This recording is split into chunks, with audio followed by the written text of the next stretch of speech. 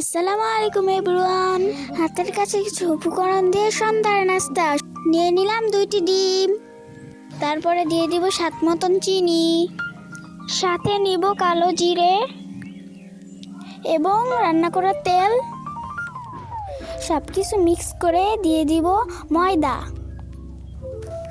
এখন ময়দাটাকে ডিমের সাথে মিক্স করে ফেলবো, বানিয়ে ফেলবো ডোটি দিয়ে বানাবো রুটি। নিয়ে নিব কৌটোর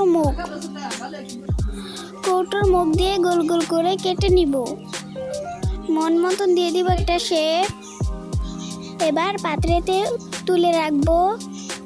বানিয়ে ফেললাম সবগুলো। এখন আমরা ভাজার জন্য তৈরি করব। নিয়ে নিলাম একটা প্যানের ভিতরে দিয়ে দেবো একটু তেল। অপেক্ষা করব গরম হওয়ার জন্য। দিয়ে দিলাম পিঠাগুলো ভেজে নিব ভালো করে। ভাজা হওয়ার জন্য অপেক্ষা করব, নাড়তে থাকবো। ভালোভাবে ভাজা হওয়ার জন্য অপেক্ষা করব। ভাজা হয়ে গেলে একটি পাত্রেতে নামিয়ে রাখবো। এই তো খাওয়ার জন্য পিঠা হয়ে গেল।